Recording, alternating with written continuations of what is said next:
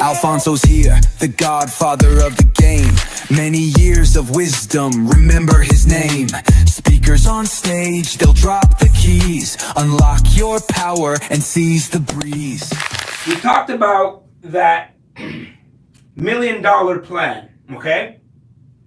And we're gonna start with where everyone likes to go, okay? People think about real estate, and really what comes to mind for a lot of people is that single family house. That single family house. Everybody says, I want that single family house.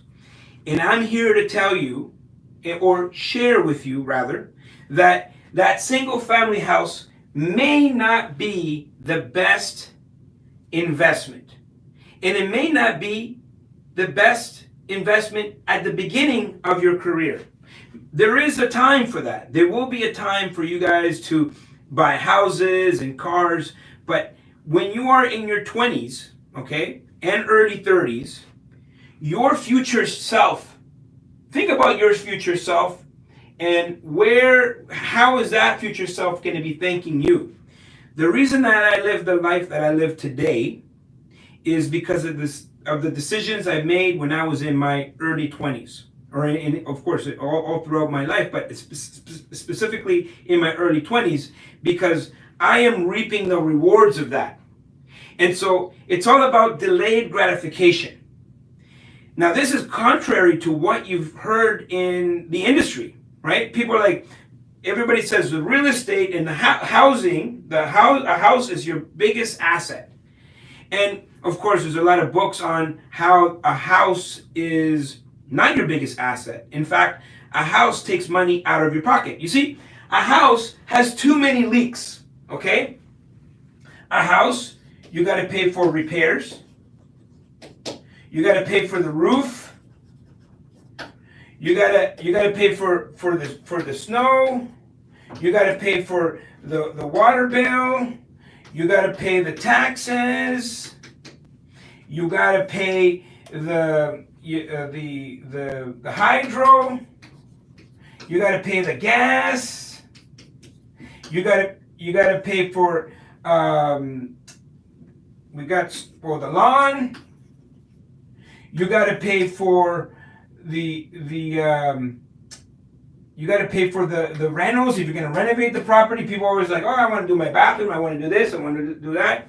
So ultimately, all of these are leaks, which it doesn't make sense. Now, if you are living in this house, and whoever the first person, I want you to, oh, I didn't talk about the mortgage.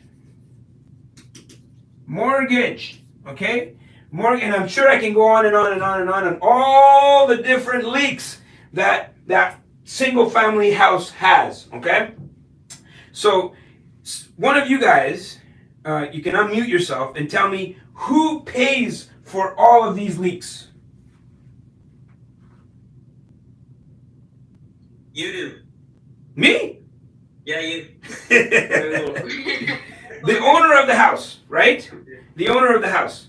The owner of the house, so if it's your own primary residence, you are the one that is paying for all of these expenses.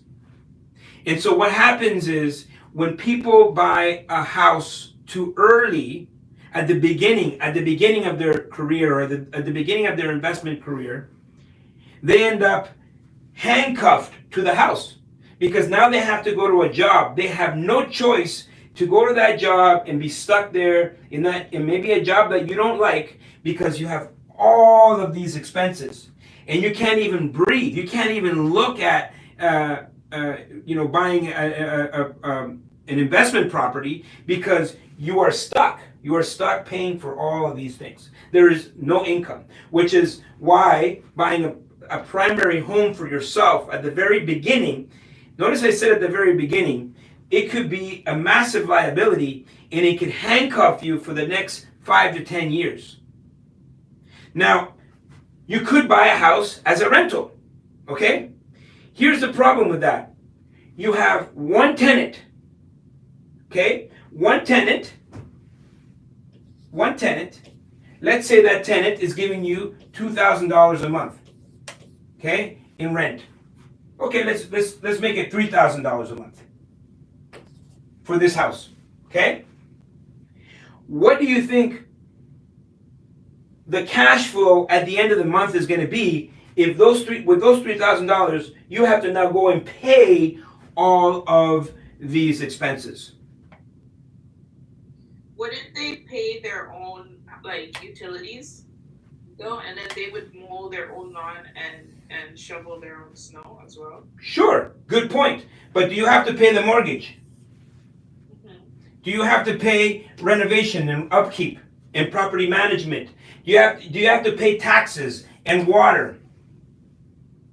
Yeah. So going to buy a house as a rental, it's never a lucrative idea unless you already have money and you just need to park your money somewhere. Okay?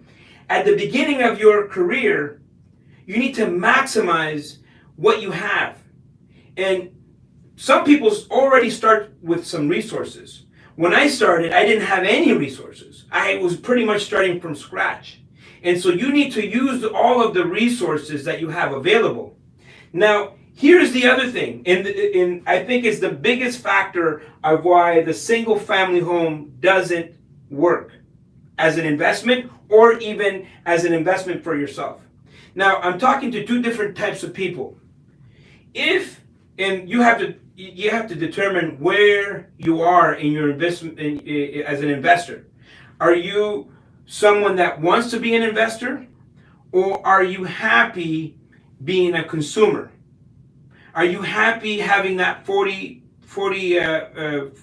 hour a week job for the next 40 years of your life? Maybe you have a career. You don't need investment.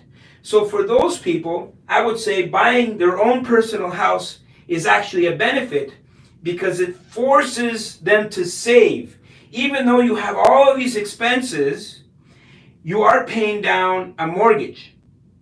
And so from that perspective, if you had no other alternative, if you did not want to be an investor, if you did not want to get into real estate, and you just wanted to coast for the next 40 years, and you were not going to make an investment into real estate, then at that point, I would say, yes, buying a house makes sense for a consumer. But I'm in a room full of investors and people that want to leave or create freedom or have a different life than the average 96% of the people out there. And the issue is that 96% of the people out there are sold a bill of goods, right? Everybody says, hey, buying a house is your biggest investment, your best investment. You buy that house and you hold on to it, and in 25 years it will be paid off, which is true. But they're not thinking about all of these leaks. So there's a reason why I buy. This is your house. I would go after multi-family. Okay? Multi-family. Okay? Multi-family, the house versus the multi-family. Now, we still have the leaks. We still have the leaks in the house. You still have the same leaks. The multifamily, the triplex, the fourplex, the fiveplex, the tenplex, the apartment building still has the same leaks as the single family house. Here's the difference.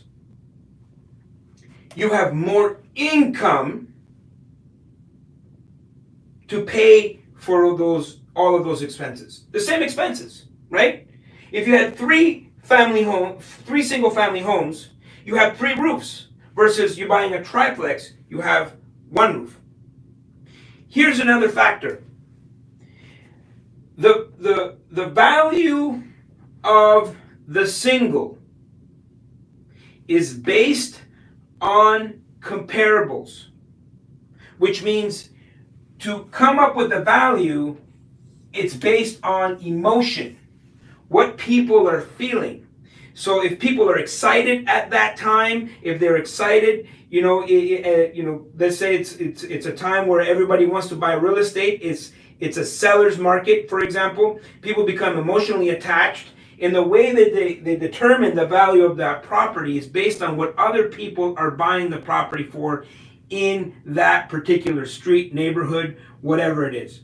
And so basically, the way that they come up with the value of a single family home is based on emotion, which is the reason why the single family home is the most expensive piece of real estate you will ever buy.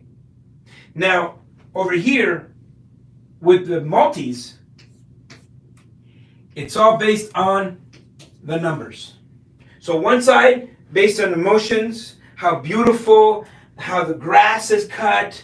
The couples go to the house and they envision their whole family living there, and they walk around the house and they hold hands and they're like, honey, I think we're home. And that's how they will determine the value of that house and how much they're willing to pay for it, and also how much they can afford, versus the multifamily, where the value is determined based on the numbers. And it's basic business 101, economy of scale. The more units you have in a particular property, the lower the cost per unit. You guys know about Costco. You go to Costco, you buy in bulk. Why do you buy in bulk? Well, you get a lower cost per unit because you're buying in bulk. This is like shopping at Costco, right? You have more units in one area, on one piece of land, on one property. So you have more rents. You're collecting more rents, and now it becomes a business versus emotional. Now, if you're starting at a triplex, there is emotions involved because that's where the majority of the consumers are, the competition. But as you start to go up in numbers, it gets less and less emotional, and it becomes more and more like a business. Here's the other thing. We are in Calgary. Yeah! And we are about to make history because for the very first time in Wealth Genius history, we are bringing the Expand Investor Conference right here to Calgary. And we're excited. November 6th, 7th, and 8th. Get your tickets right away because we're going to have over 60 different presenters, over 100 different vendors, over 1,000 different attendees, all at Expand Investor Conference right here in Calgary. There's never been a better time to get involved in real estate than right now. You got to come and learn how to optimize and maximize all the opportunities that are available right now. It's our 10th edition of this massive real estate investor conference, one of the biggest in Canada, and we're making history because we're bringing it to Calgary for the very first time. Get your tickets. Be there or be square. With multifamilies, okay? Multis. So, number one, easier to get funding, mortgage. First of all, the lender is looking at this particular transaction as a business as well. And they're seeing, can the business support itself? So, regardless of what you may think, because you are buying a higher valued asset, but it's actually easier for you to get financing. Well, how does that work? Well, when you're buying the single or even the duplex, the single and the duplex, the onesie and the twosie, the entire mortgage is based on your specific situation, your debt to income ratio, your income, your job stability, your credit history. It's all based on you and your ability to pay back this mortgage. Okay? So when they look at a single or a duplex, it's like, can you afford this property? 3 units and three, let's say between 3 to 5 units. We're calling this residential multifamily. But you can still get a residential mortgage. They will take you into consideration, of course, and there is debt to income ratio. By now, they're going to take the income of the property. So let's say you have 4 or 5 units or 3 units. They'll take that income and they'll take half of it and they'll add it to your income to help you qualify for a bigger asset. And we'll have a case study in just a moment when I pull up the PowerPoint. And so it's actually easier to buy bigger. Now, commercial real estate, we're talking about, anything above 5 units, depending on the bank. Some banks look at 6 even as a residential, but at the end of the day, we're talking about commercial financing. Is very much dependent on the asset itself. So the asset's performance determines of whether or not you're going to get that funding. And believe it or not, guys, it's easier for me to buy a $10 million property than it is if I'm going to go buy a single family house. Because that single family house is dependent on my debt to income ratio versus if I'm buying a building is dependent on the performance of the building. Because at the end of the day, you are buying a business. And so on the financing side, it's easier. It's easier to manage. When people say, hey, I'm buying a duplex, I think like, ooh, it's a lot of work, right? For example, we talked about the amount of leaks a small deal has. Like the single has all of these expenses, okay? When someone moves out, so that $3,000 is no longer coming in, you are now 100% vacant. And at this point, you are now struggling to pay all of these expenses. You may even get a little desperate and put in the wrong person because, you know what? You need to cover all of these expenses. When someone moves out of my, for example, 50-unit apartment building, it's a non-event. There's probably people moving out of one of my buildings right now, and I don't even know about it. If someone moved out of your single family home, that's all you're thinking about. That's all you're going to be focused on until you rent it. Here's the other thing. Remember this concept here? Multifamily, you still have the same amount of expenses, but you have more income to cover those expenses.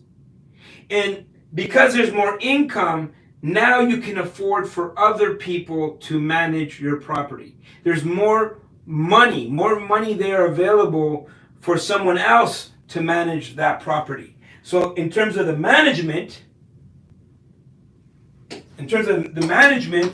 it becomes easier to manage. So less time. Contrary to what people tell you, when you share with people that you want to buy apartment buildings, I'm sure people think to themselves, "Oh my God, I can't imagine, you managing that. I can't imagine someone managing all of these expenses with no income coming in." And so it's easier to finance, easier to manage, easier to manage, and ultimately, it will give you freedom.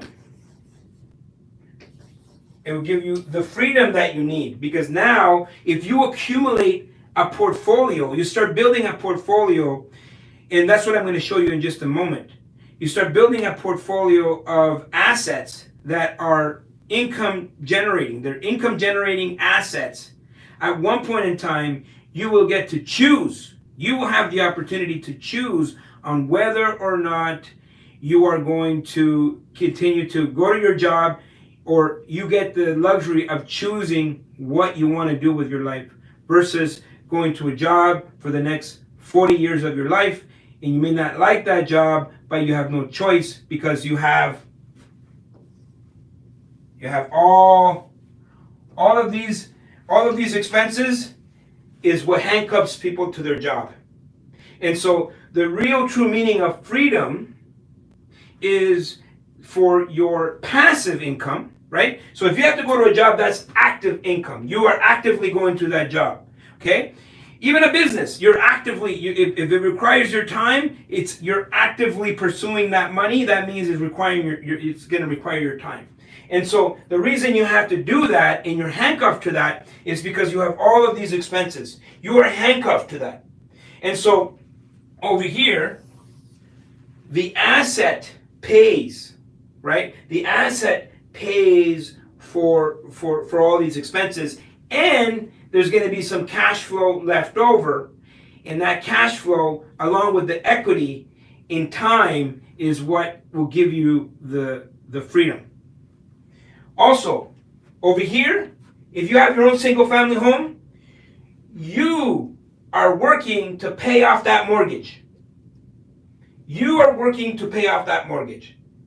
Most people have a house, can't do anything, can't go on vacation. You know, they take one vacation a year, they go and spend all this money, and then that's it. They're tapped out. They're tapped out on the amount of the vacations they can take because they're working to pay down that mortgage. Versus the multifamily, you have multiple people going out there to work for you. This is the true meaning of having the money work for you, because you do the job once, and it's going to pay you for life. It's going to pay you for life.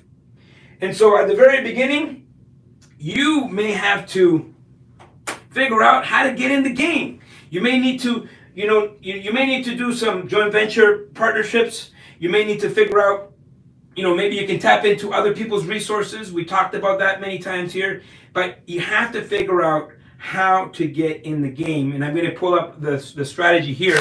One question. Yes. What the hell is this? This is running away with your water bill. You want me to sign a check for $3 million? Before this, I was going to buy this building. No toilets. No toilets. Not one. Is there any toilets on this whole property? The 500K is not a problem. There's only one thing. There's significant capital expenditures. Do you guys have a capital expenditure plan somewhere?